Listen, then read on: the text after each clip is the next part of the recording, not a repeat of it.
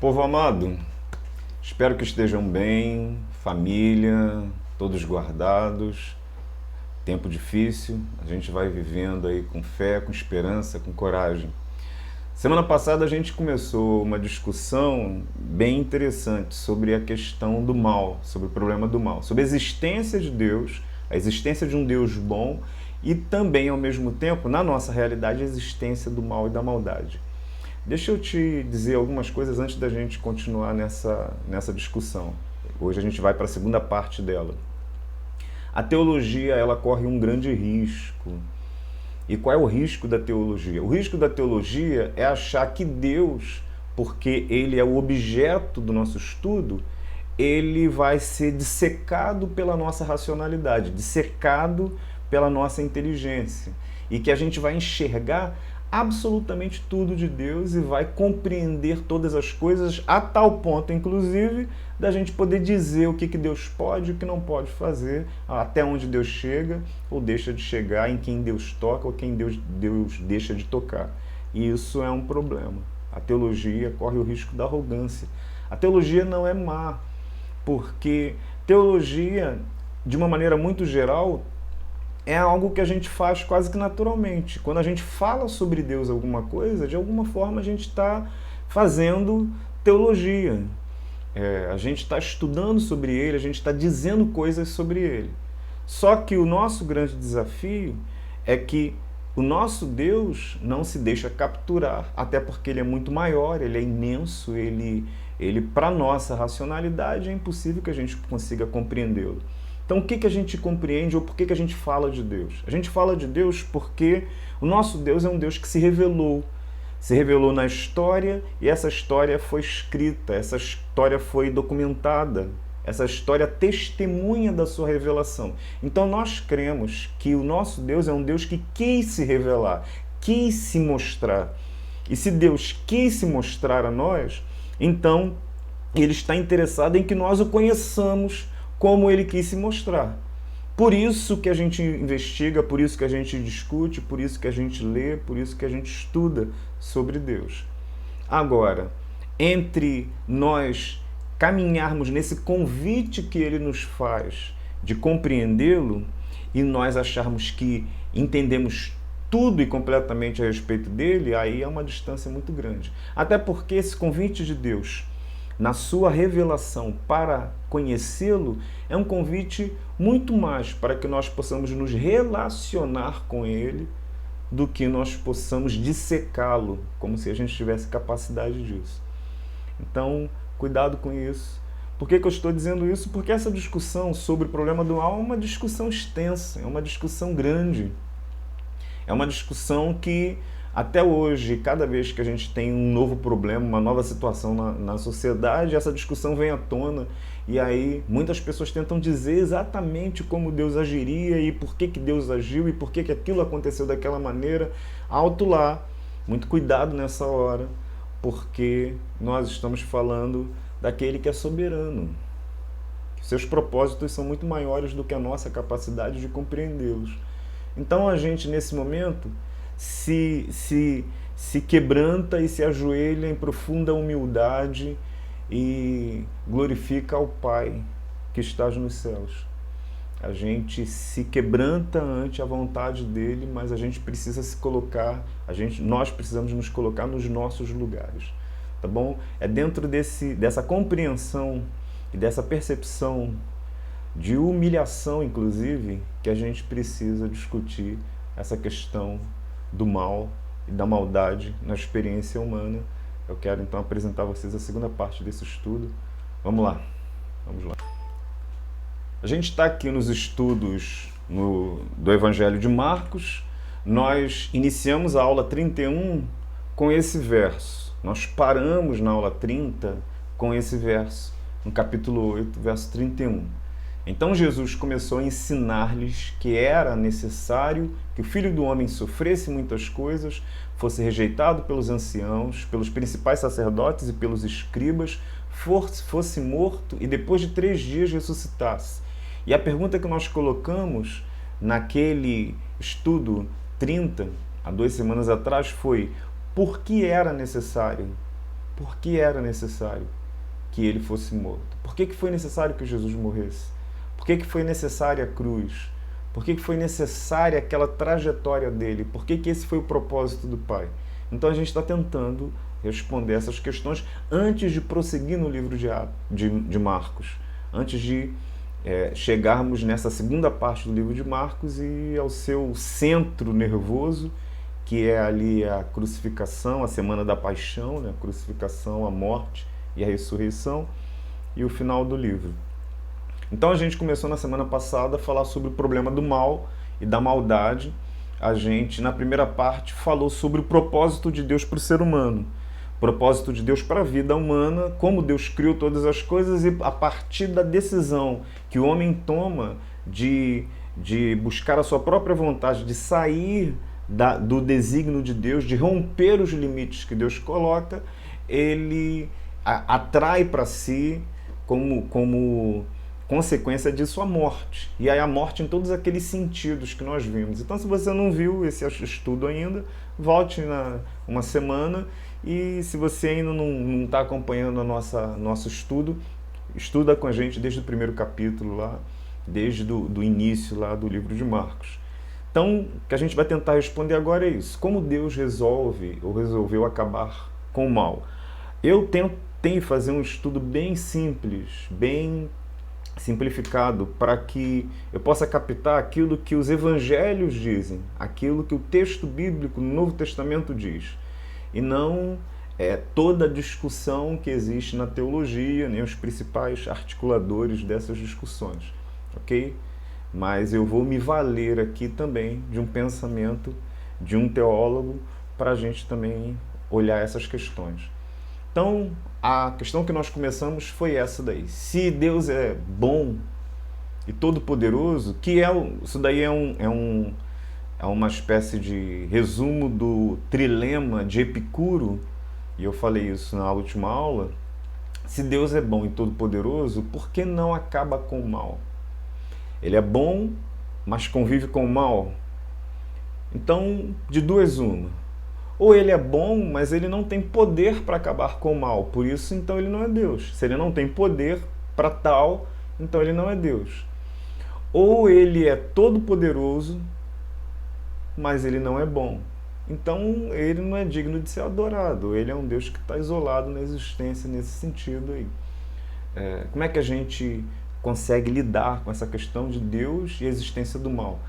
E aí surge uma série de questões aí que a gente olha. É só você olhar ao teu redor, as histórias que tocam as nossas vidas e as dores que existem aí.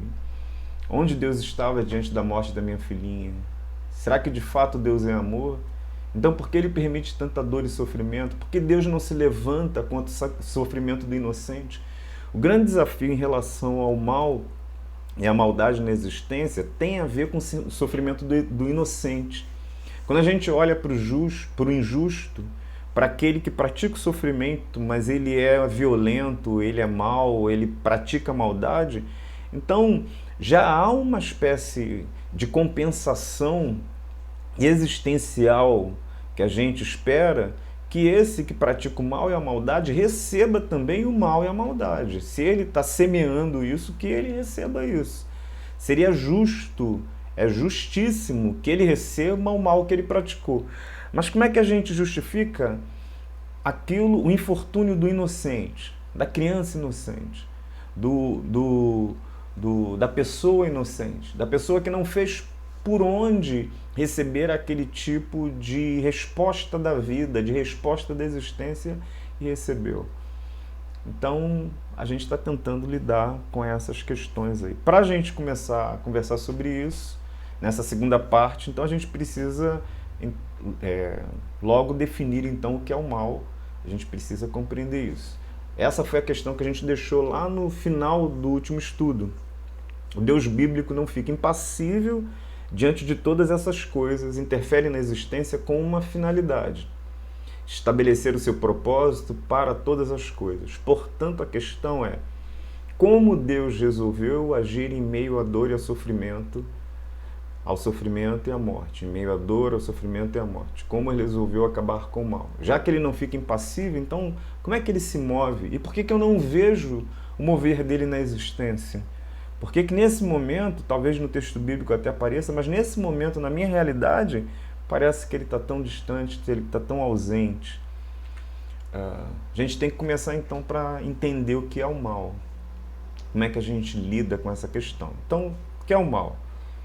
Então a palavra mal vem do latim malo e significa ausência ou privação do bem devido, segundo a compreensão do dicionário, do bem que deveria existir e não existe, aquilo que se opõe ao bem, à virtude, à probidade, à honra, à transgressão, às leis divinas e seus efeitos.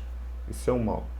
Então, como é que de maneira prática isso existe ou isso acontece? Então a gente vai tentar olhar nesse sentido. Nossa ideia e nossa presunção é que se tudo vem de Deus, se Deus é criador de todas as coisas, se Deus é o estabelecedor de todas as coisas, então também o mal vem de Deus. Também Deus criou o mal. Ok? Essa é uma suposição que se faz quando se olha para a realidade e se crê que Deus existe.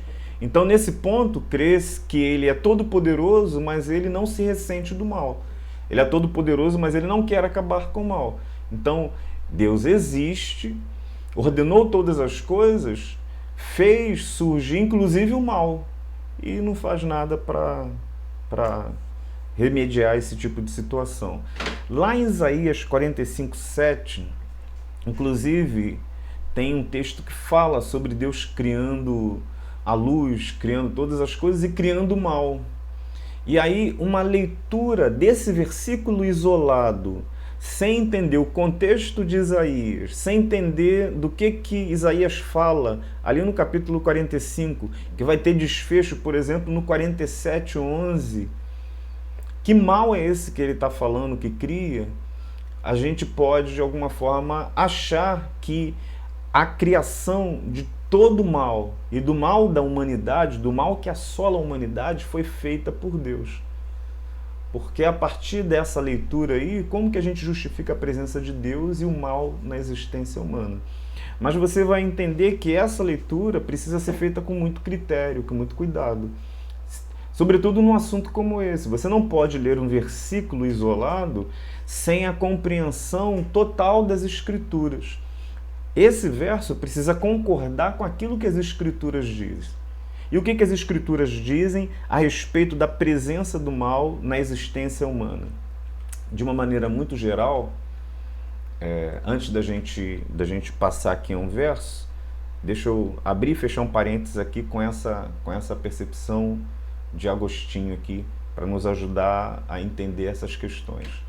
Então, para Agostinho, para Santo Agostinho, e quem é Agostinho? Agostinho é um padre cristão que viveu no quarto século, entre quarto e quinto século da era cristã, e ele vai discutir também essas questões, ele vai também apresentar essas questões, ele está diante dos mesmos dilemas que a gente está colocando, também diante dos dilemas da filosofia, dos dilemas de Epicuro, também diante da vivência que ele teve, olhando para a realidade, e aí ele vai falar sobre o mal, e aí ele vai dividir pelo menos duas categorias. Ele vai falar que existe o que ele entende como mal natural.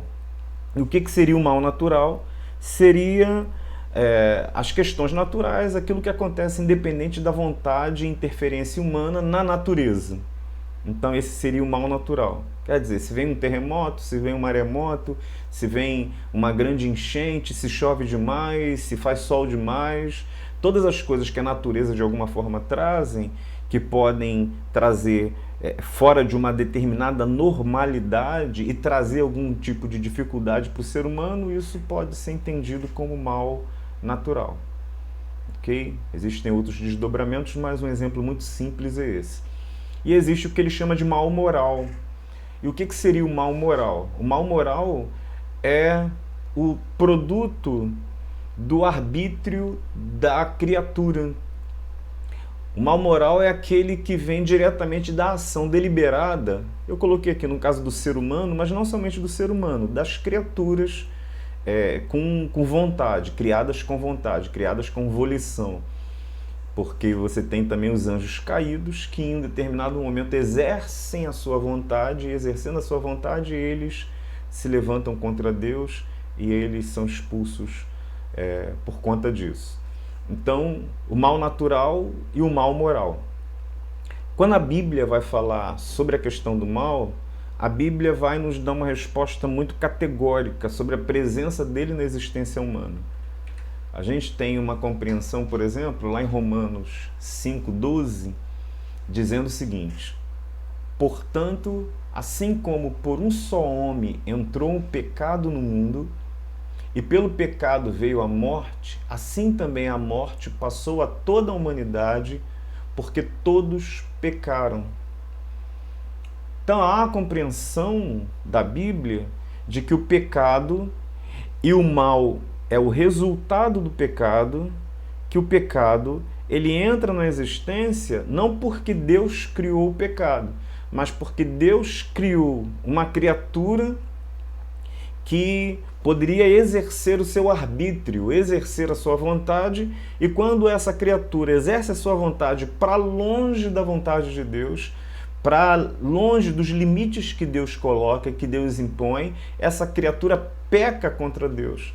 E por causa desse pecado que entra, que existe, que começa a existir a partir disso, você tem como consequência a morte, e essa morte que não toca só aquele que estava lá no início, que pecou, mas toda a humanidade, entendendo que a partir dele, e Agostinho vai chamar isso de pecado original, a partir de Adão, a partir de Eva, a partir do primeiro casal, a partir da humanidade criada, essa primeira humanidade criada, o pecado, então, ele faz parte da existência humana. Ele é passado de geração em geração, até quando existir ser humano. Então, o pecado faz parte da existência humana. A resposta daquela compreensão lá de Isaías 45, eu coloquei aqui, coloquei inclusive o endereço de um site que você pode acessar e pode ver a resposta maior e a resposta completa sobre como as escrituras vão entender que essa relação de Deus com o mal. Então, na compreensão do autor desse texto, que é também a compreensão das Escrituras, ele vai dizer que Deus, portanto, criou apenas coisas boas, uma das quais foi o poder de livre escolha, e as criaturas morais é que produziram o mal. Entretanto, Deus é o autor de um universo moral. E neste sentido indireto, ele, em última instância, é o autor da possibilidade do mal. É claro, Deus apenas permitiu o mal, jamais o promoveu, e por fim irá produzir um bem maior através dele. Então eu coloquei aqui somente o final desse texto que está aqui. Você pode considerar, pode ler, pode acessar lá. Lembrando que esses slides estão no endereço que a gente coloca no nosso Drive. Tá sempre, você acha ali no vídeo que está no nosso no YouTube ou no Facebook. Então, assim, para entender esse negócio todo que eu estou falando, para compreender essa história toda em relação ao mal e quem criou o mal, como é que a gente faz assim? Então, a gente vai falar um pouquinho sobre a teodiceia agostiniana. A teodiceia seria a justiça de Deus, seria tentar justificar, o esforço humano de tentar justificar essa presença do mal e a existência de Deus coexistindo aí com o mal. Então, na compreensão de Agostinho, o mal não é uma coisa real. Por que Deus não acaba com o mal? Porque o mal não existe para Agostinho. O mal não existe como? O mal não existe como uma entidade. Ele não existe como uma coisa que você pode pegar e você pode agora destruí-la. Então, o que é o mal? O mal só existe como uma negação. O mal é a ausência do bem. Da mesma forma, para Agostinho, como que a escuridão não existe em si mesma. O que é a escuridão? A escuridão é a ausência da luz. Quando eu tenho um ambiente escuro, na verdade, a escuridão, para essa compreensão, ela não é uma presença em si, mas ela é uma ausência de algo. Então ela é uma ausência da luz. Da mesma maneira que o frio não existe em si mesmo, o frio é a ausência do calor.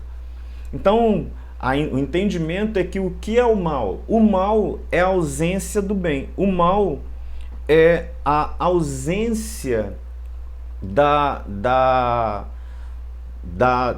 decisão que o ser humano tem e usa de viver na direção daquilo que Deus lhe dirige, daquilo que Deus lhe coloca. Então, o que justifica a presença do mal? O que gera a presença do mal? Se justifica a partir do livre-arbítrio humano. O que é o mal? Deus cria seres bons, diz o texto que é bom. Deus não cria o mal, mas Deus cria seres com vontade. Seres que podem exercer a sua vontade. Então esses seres recebem de Deus uma espécie de liberdade. O livre-arbítrio, o arbítrio humano e o arbítrio das criaturas que foram criadas com arbítrio dão a essas criaturas determinada liberdade. Claro que não toda liberdade, nós não somos Deus, mas determinada liberdade. E o uso dessa liberdade precisa ser em consonância à vontade de Deus. Quando essa criatura ela resolve usar da liberdade que teve para ir em colisão com a vontade de Deus, para ir na direção oposta à vontade de Deus, esse ir em direção oposta à vontade de Deus cria o que a gente está chamando de mal. Gera o mal.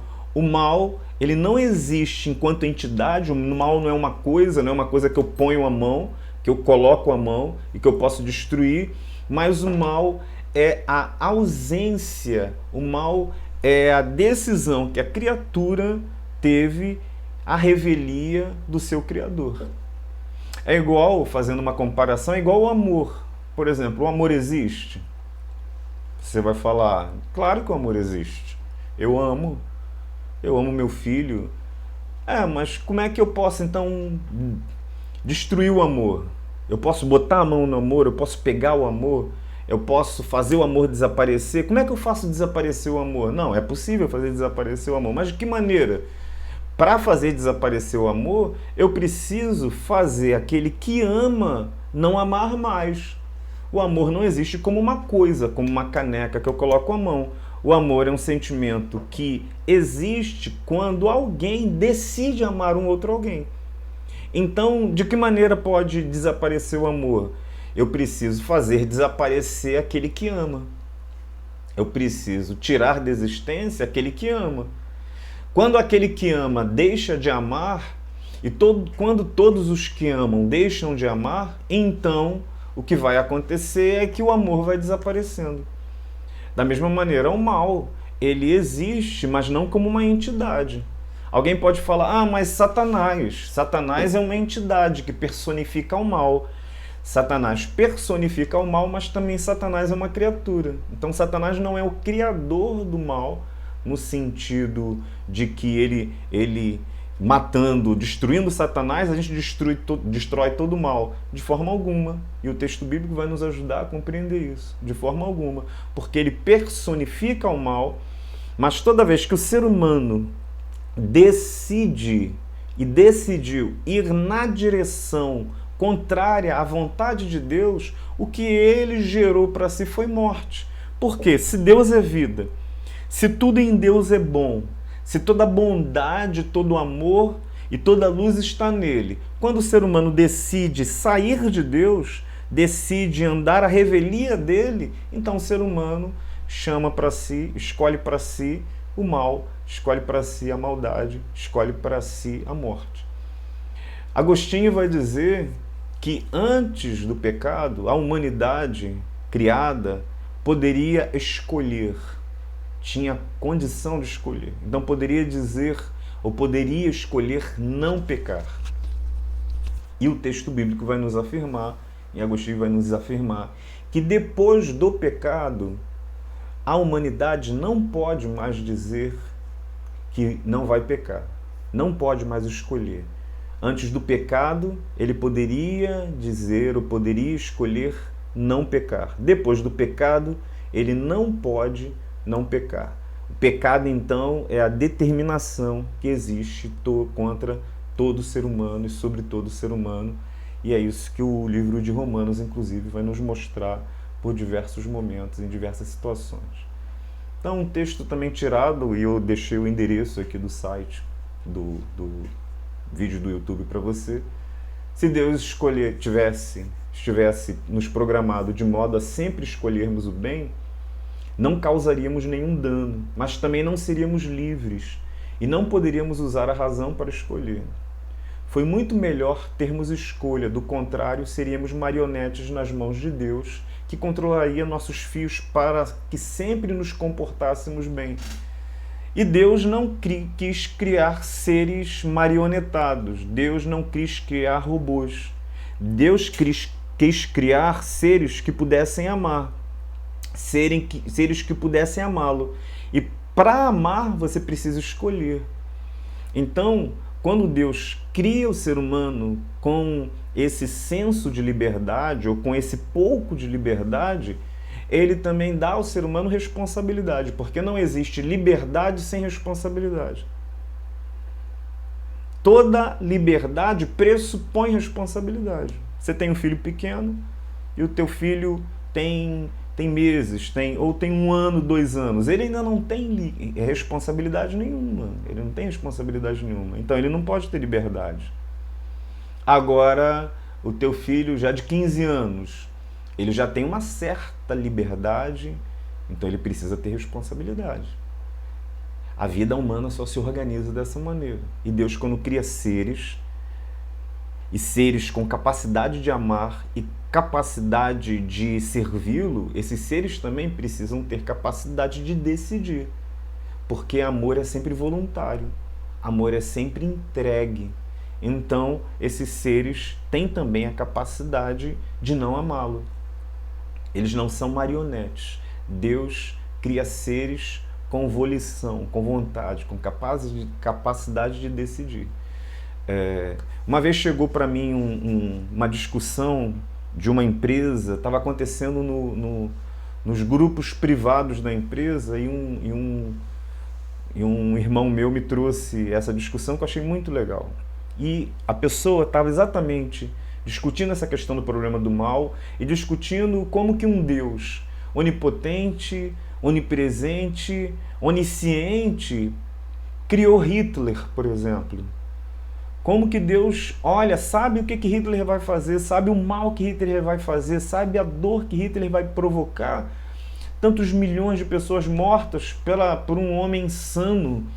Mas por que Deus cria Hitler? Quer dizer, é um Deus sádico, é um Deus sádico, é um Deus mau, é um Deus que, se existe, ele é mau. Ou não existe Deus nenhum, na verdade, isso daí é a existência correndo.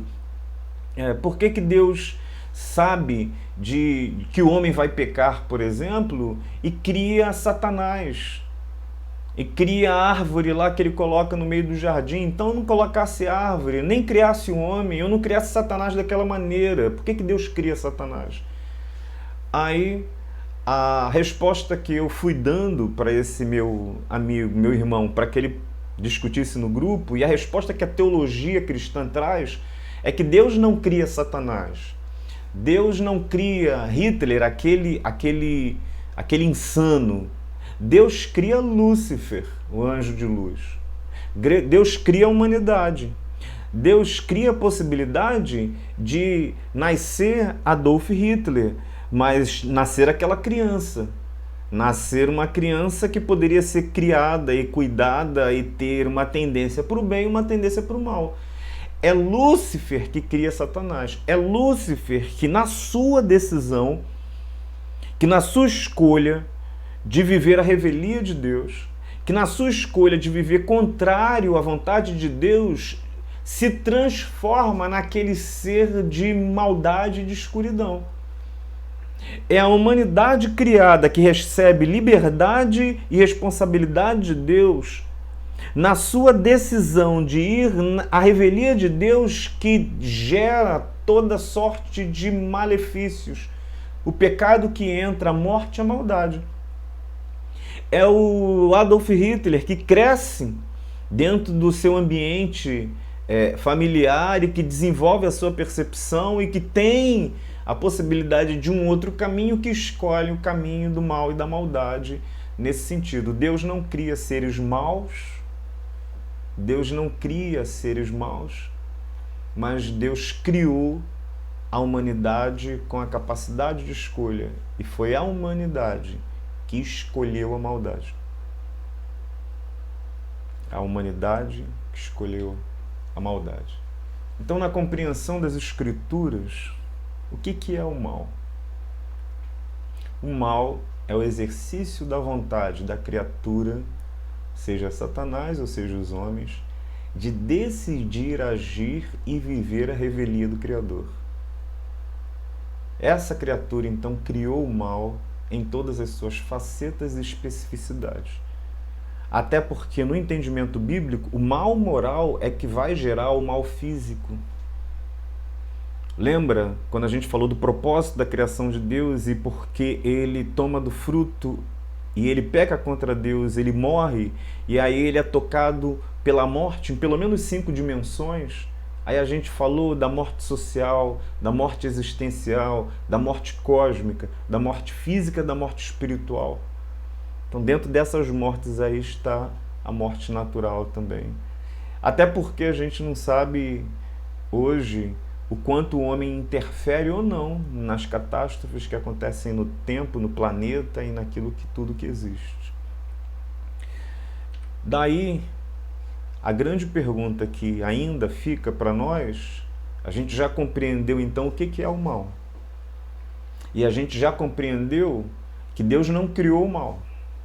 Ok, segundo as Escrituras, segundo sempre as Escrituras, eu tenho que frisar isso. Mas a pergunta que persiste é, mas por que então ele não acaba?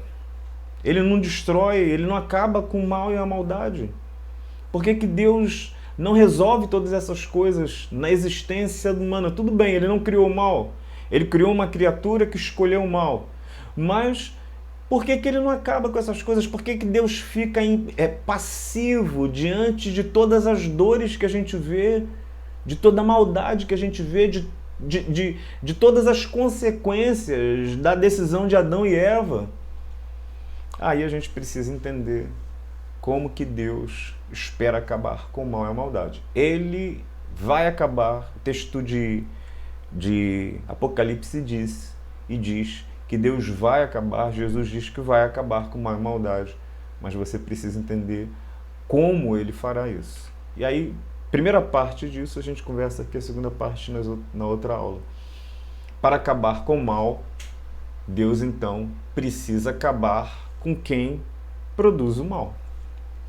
Para acabar com o mal, ele precisa... Se o mal não é uma entidade, se Deus não tem como fazer sumir o mal em si, porque o mal em si não existe, o que existe é a decisão da criatura de agir daquela maneira, a decisão da criatura de ser daquela maneira, então Deus precisa acabar com quem decide, com quem produz daquela maneira, com quem age daquela maneira. Então, para acabar com o mal, da mesma maneira que se eu fosse acabar com o amor, eu preciso acabar com quem ama, preciso acabar com o amante, para acabar com o mal, eu preciso destruir aquele que faz o mal, aquele que gera o mal, aquele que pratica o mal. Então eu preciso destruir o malvado. Então, para Deus acabar com o mal, ele precisa acabar com o malvado. Aí a gente não vai conversar, pelo menos nesses estudos, sobre o diabo e os seus anjos. A gente só vai dizer aquilo que eu deixei escrito aqui, que o fim deles está selado segundo as Escrituras. Eles não podem decidir e não puderam decidir, uma vez que eles caíram, ficaram caídos e estarão caídos por toda a existência. Só isso que eu vou dizer nesse momento. Mas e os seres humanos? Há uma figura muito bonita no livro de Gênesis, quando o homem toca e toma da árvore do conhecimento do bem e do mal. Deus vem com um ser humano, Deus o confronta, e antes de expulsá-lo do jardim é uma coisa ruim para a gente, evidentemente, quando a gente olha o texto bíblico de Gênesis, mas antes de expulsá-lo do jardim, ele vai dizer que ele deveria tirá-lo do jardim, expulsá-lo do jardim, para que ele não tomasse da árvore da vida e vivesse eternamente. Então a expulsão de Deus, por Deus, do homem no jardim, não foi só um juízo, mas foi também um cuidado, foi também algo da graça de Deus. Porque a compreensão é que o homem tomando da árvore da vida eterna, a árvore ali da vida, ele ia ficar eternamente naquele estado de maldade, como o diabo e seus anjos. E Deus não queria que ele ficasse naquele estado de maldade. Por isso ele é expulso do jardim. Eles foram retirados do jardim para que eles pudessem ainda ter a capacidade de transformação, de arrependimento. E aí já dá uma dica para a gente de como Deus resolve acabar com o mal e a maldade. Então eu disse que a primeira coisa que Deus pode fazer para acabar com o mal e a maldade é destruindo o malvado, destruição do malvado. E quem são os malvados? Diabo e seus anjos, evidentemente, mas também os seres humanos. Então, o texto bíblico vai dando pistas para a gente sobre isso. Mostra isso para a gente, quer ver? Se você olhar o caminho que Deus fez, didaticamente, para nos ensinar, foi esse caminho da destruição do malvado. Então, se a gente olhar, por exemplo, tem diversos textos no Antigo Testamento. E o Antigo Testamento basicamente fala disso, de um Deus acabando com o mal, destruindo o malvado. O Antigo Testamento mostra quase que esse tipo de faceta. É claro que já vemos um Deus de graça, um Deus de amor, mas vemos também essa faceta de Deus. Um texto que nos chama muita atenção é o dilúvio, é o texto do dilúvio. Então, Gênesis capítulo 6, 5 a 8 somente, mas você pode ler todo o texto, diz o seguinte: o Senhor viu que a maldade das pessoas havia se multiplicado na terra e que todo o desígnio do coração delas era mal. Olha aí. A maldade delas se multiplicou, todo o desígnio era mal. Como é que Deus pode fazer para acabar com aquela maldade? Some maldade? Não, tem que acabar com as pessoas. Então o Senhor ficou triste por haver feito o ser humano na terra e isso lhe pesou o coração. O Senhor disse: farei desaparecer da face da terra o ser humano que criei. Destruirei não apenas as pessoas, mas também os animais, os seres que rastejam, as aves do céu, porque estou triste por havê-los feito. Porém, verso 8, Noé encontrou favor aos olhos do Senhor. Dentro desse registro, a gente tem a história da Arca de Noé. Por que foi o dilúvio? O dilúvio foi porque a maldade humana se multiplicou, a maldade humana cresceu, porque é o exercício da criatura, a viver a revelia do Criador. Deus olha para aquilo e eu vou acabar com a maldade. De que maneira? Destruindo todo mundo. E Deus veio e destruiu todo mundo. Teve um problema. Ficou Noé. Ficou a sua família. A sua família, depois que é salva ali pela arca, se multiplica, cresce, se desenvolve. E aí, um pouco mais na frente, de novo, a gente tem a humanidade pecando contra Deus, a humanidade má. O texto bíblico fala isso. Aí eu separei um outro texto, o texto lá da conversa de Deus com Moisés. Deus pedindo permissão a Moisés para destruir o povo e suscitar nova descendência dele. Deus tentou fazer isso, ou disse que ia fazer, ou fez isso no Antigo Testamento diversas vezes. O Senhor disse ainda a Moisés: tenho visto este povo, e eis que é povo teimoso. Agora, pois, deixe-me, para que se acenda contra eles o meu furor e eu os consuma, e de você farei uma grande nação. Porém, Moisés suplicou ao Senhor, seu Deus, dizendo: ó Senhor, por que se acende a tua ira contra o teu povo, que tiraste da terra do Egito com grande poder e forte mão?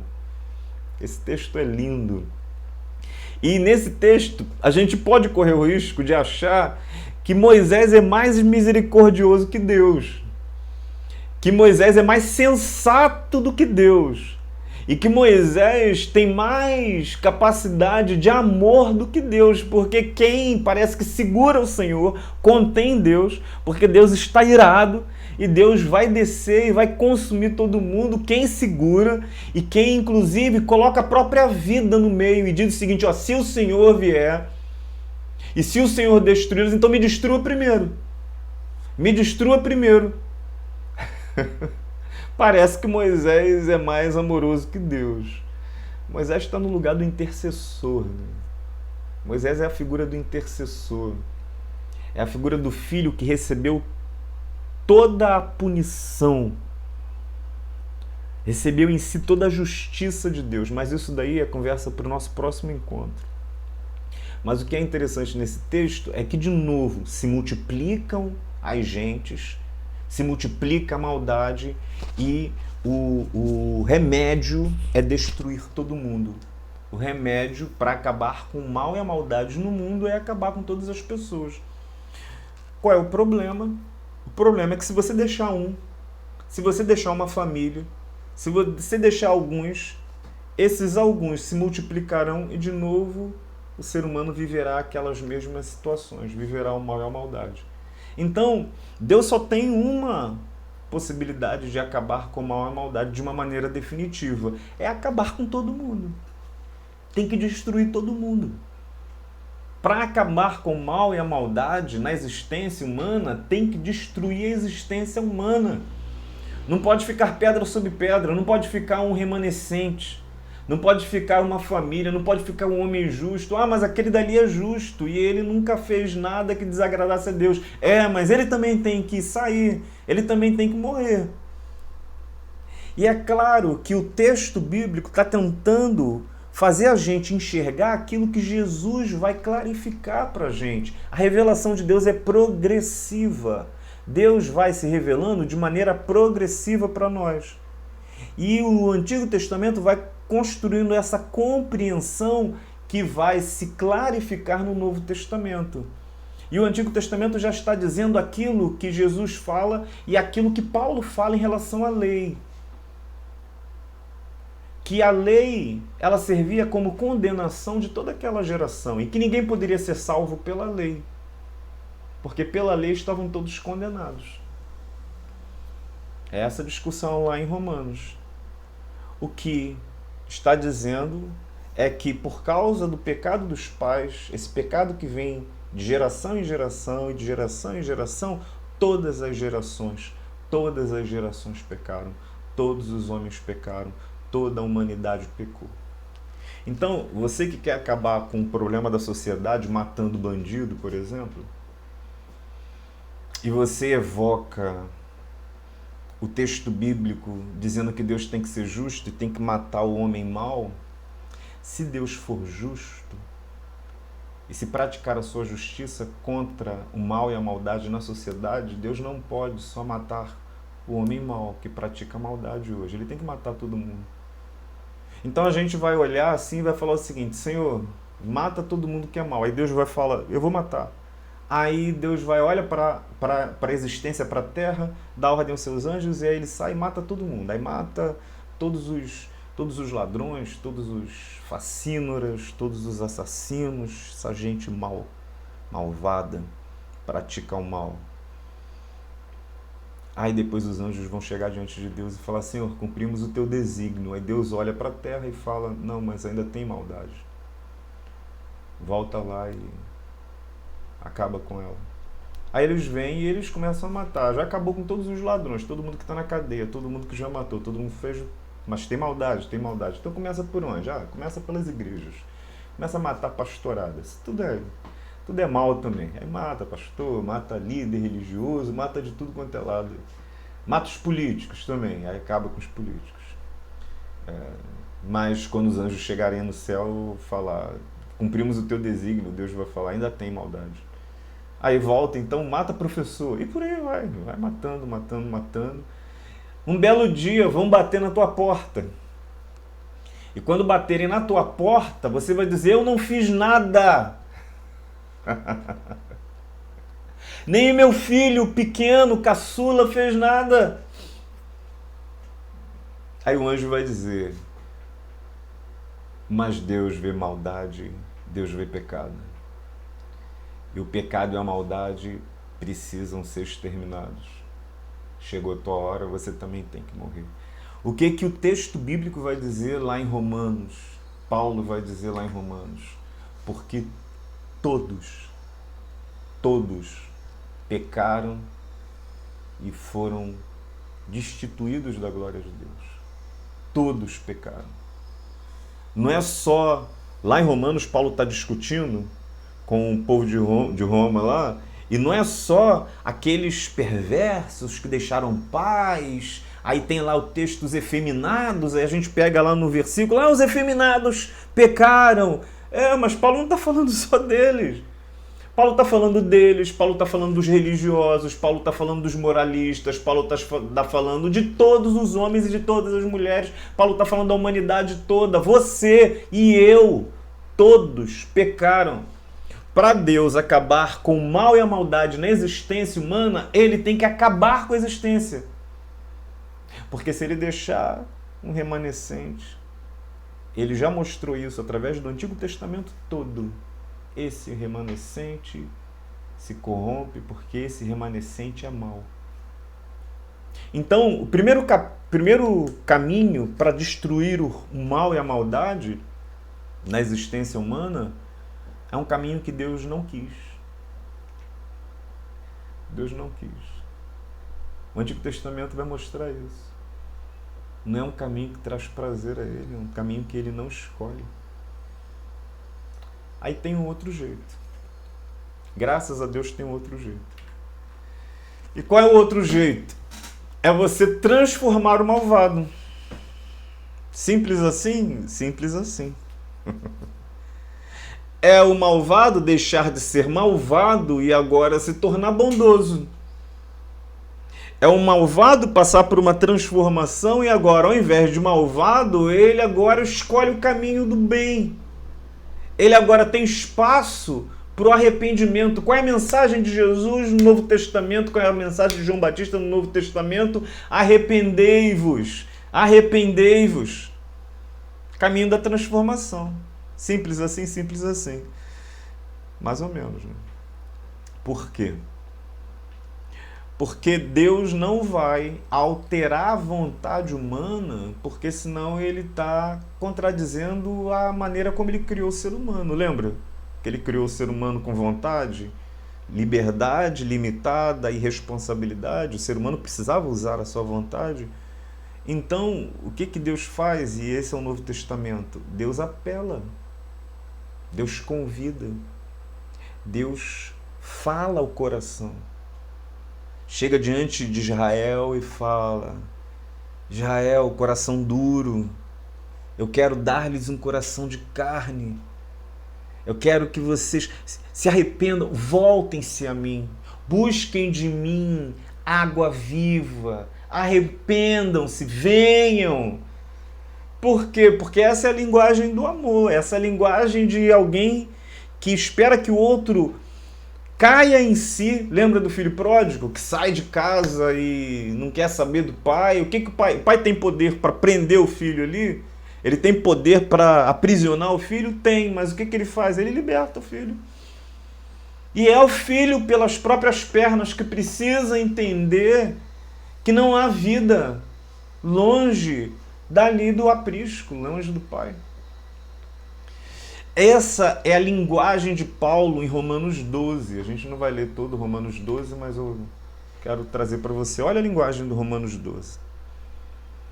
Portanto, irmãos, pelas misericórdias de Deus, peço que ofereçam seu corpo como sacrifício vivo, santo e agradável a Deus. Este é o culto racional de vocês. E não vivam conforme os padrões desse mundo, mas deixem que Deus os transforme pela renovação da mente, para que experimentar qual é a boa, agradável e perfeita vontade de Deus, a metanoia. Jesus vai falar de novo nascimento. De novo nascimento. E o chamado de Paulo aqui em Romanos é esse chamado. O chamado dele é o seguinte: sejam sacrifícios vivos. O chamado dele é o seguinte: vocês precisam morrer. O sacrifício, ele é dado, ele é morto. O holocausto, por exemplo, Paulo provavelmente estava pensando no holocausto, que está lá em Levítico. Capítulo 1, o holocausto é a oferta totalmente queimada ao Senhor. Vocês agora se oferecem como sacrifícios vivos. Vocês precisam morrer para nascer de novo, com uma nova mente, com uma transformação não só de maneira de pensar, mas de ser. Uma transformação de dentro para fora. A isso nós chamamos de novo nascimento, a isso nós chamamos de conversão. E se você ler com atenção Romanos 12, você vai ver que lá no final de Romanos 12 ele fala isso. Não se deixem vencer pelo mal, mas vençam o mal com o bem. Aqui está o segredo de como Deus quer vencer o mal. Como Deus escolheu vencer o mal. Então Deus não escolheu acabar com a maior maldade, acabando com aquele que produz maior maldade, acabando com o malvado. Deus escolheu acabar com o mal e a maldade, convidando o malvado a deixar a maldade e a se entregar à bondade. Mas isso daí, como eu disse, parece simples, mas não é simples. Tem uma série de problemas nisso daí. Conversa para o nosso próximo encontro, porque a gente vai tentar entender agora, então, por que o perdão de Deus é algo extremamente custoso para Ele. Custoso. Por que o perdão de Deus para nós é gratuito, mas para Ele foi um custo pesadíssimo? Tem a ver com a escolha que Ele fez. Seria muito mais simples destruir todo mundo. Já que Ele não destruiu todo mundo, Ele precisa criar o caminho para que o malvado se arrependa. Problema do perdão. Semana que vem a gente conversa sobre isso. Deus abençoe, Deus te dê uma semana na graça dele, de vitória. Bendito Pai, guarda os teus filhos, abençoa as nossas vidas, tua igreja, aqueles que sofrem nesse momento, aqueles que passam por uma série de situações, mesmo na nossa incompreensão. Nós cremos na tua soberania e nós cremos no teu amor por nós. Nós cremos que o mal no mundo e a existência dele não significa um Deus ausente. Ao contrário, significa um Deus presente e amoroso. Dá que a gente possa entender isso. Nessas discussões que a gente está tendo, nós choramos em nome de Cristo. Amém e amém.